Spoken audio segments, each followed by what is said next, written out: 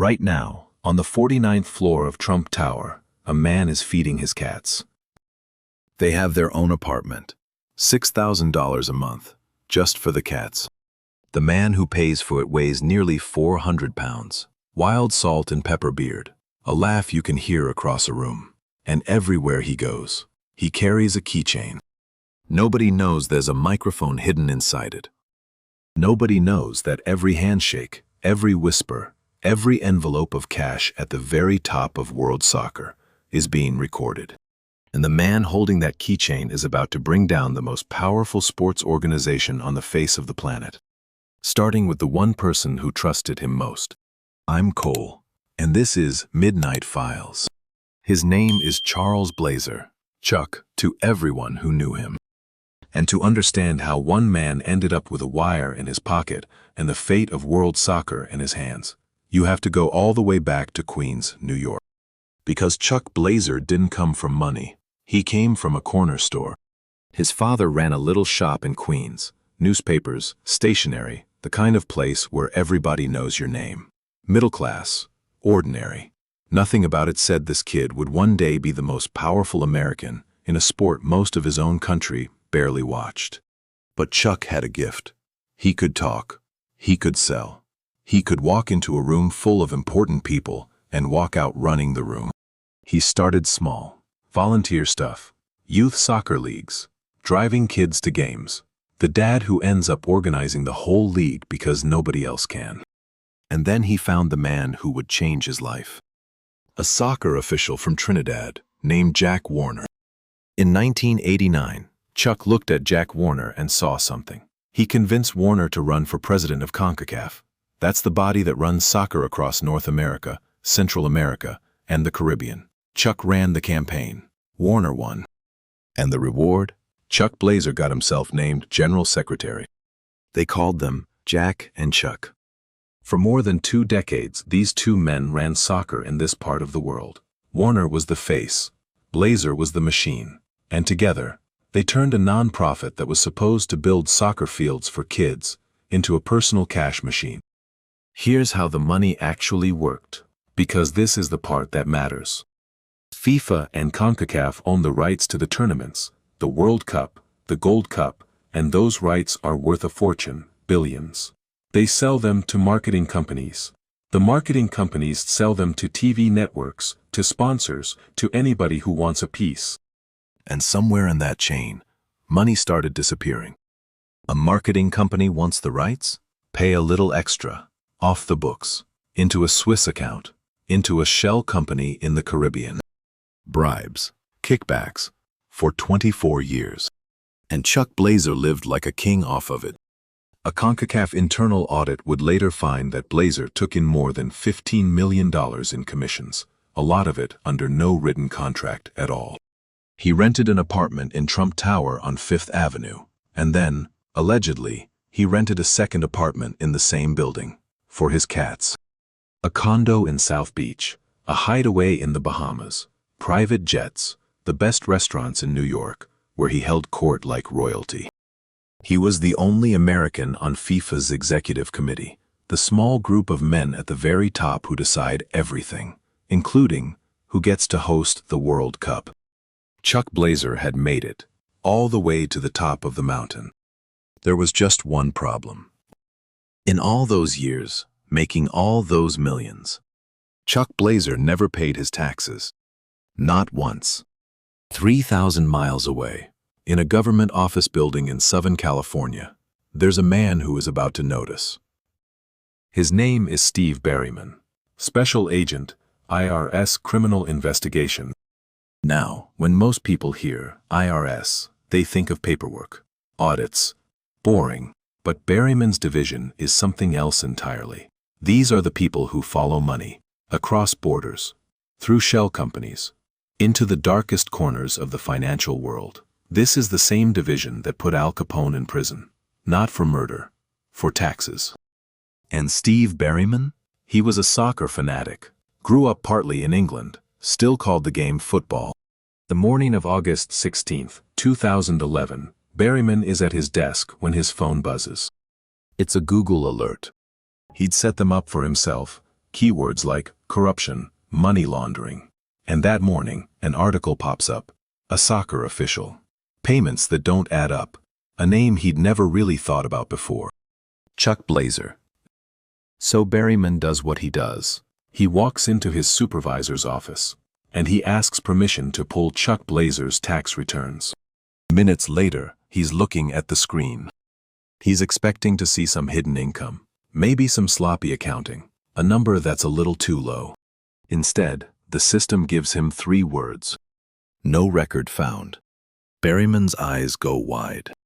Because no record found doesn't mean Blatter paid a little. It means Chuck Blatter, the only American at the top of world soccer, the man living in Trump Tower, hadn't filed a tax return in 17 years. And Berryman knows exactly what that is. That's a thread, and if you pull it... But there was a problem, because Berryman wasn't the only one looking. On the other side of the country, in Lower Manhattan, the FBI was already circling. A young agent named Jared Randall. And here's the strange part. Randall was a soccer guy too.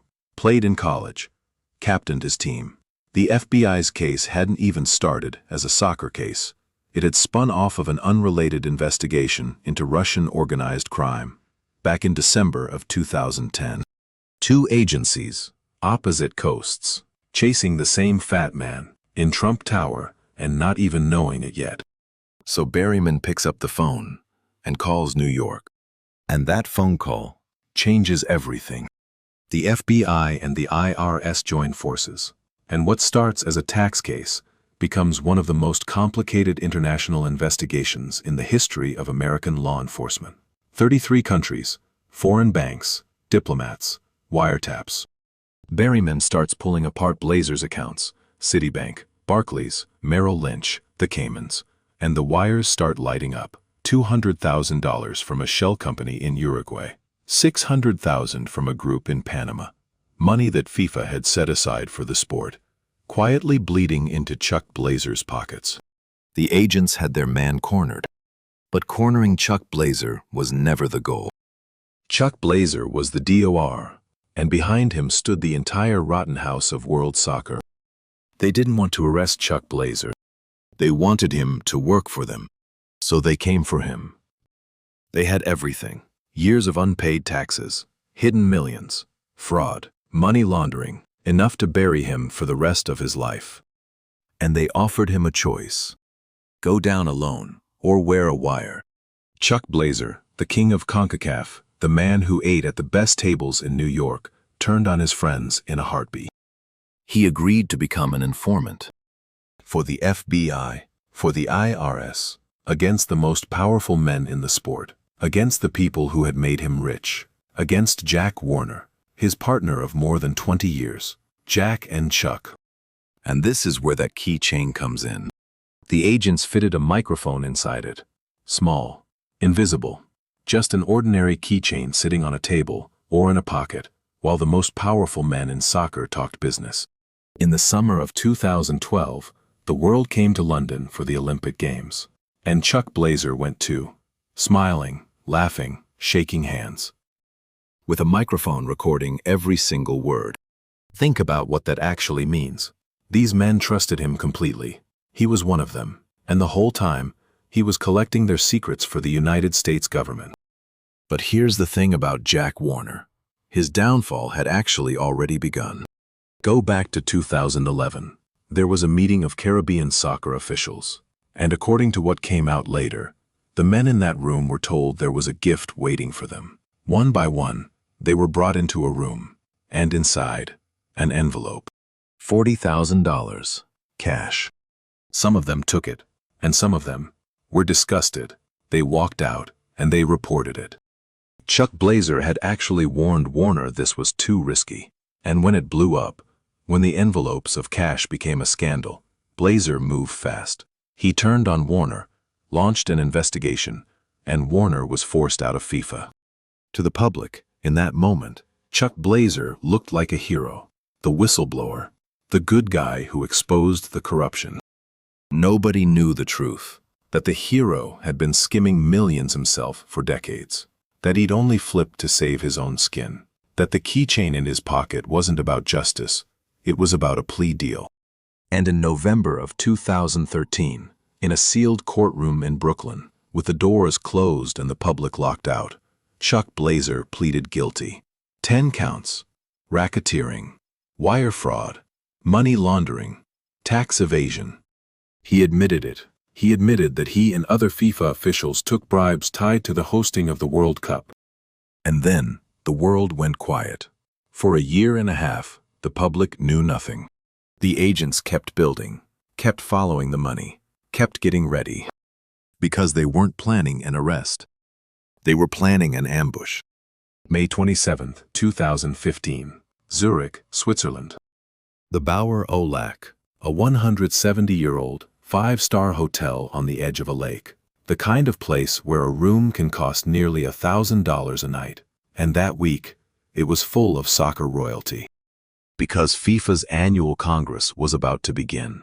The most powerful men in the sport had flown in from all over the world. Presidents, vice presidents, the people who run the game. They were there to shake hands, make deals, and re-elect their leader. They had no idea what was coming. At around 6 in the morning, the Swiss police walked into the lobby. Plain clothes, quiet, room keys already in hand, handed to them by hotel staff. No sirens, no drama, just men walking calmly toward the elevators, executing arrest warrants from the United States. Upstairs, the officials were still asleep. One by one, they were woken up and led out. And here's the image that went around the entire world. As these men, some of the most powerful figures in global sports, were walked out to police cars, hotel employees rushed forward, holding up white bed sheets, trying to hide their faces from the cameras. It didn't work. 7 officials arrested at the hotel that morning. And thousands of miles away, in Brooklyn, the United States Attorney General, Loretta Lynch, stepped up to a podium and unsealed it. A 47-count indictment, 14 defendants. She described corruption that was rampant, systemic, and deep-rooted, spanning 2 generations of soccer officials who abused the trust placed in them to line their own pockets. The charge? Racketeering. The same maw America built to take down the mafia. They were treating FIFA like organized crime. And they weren't done.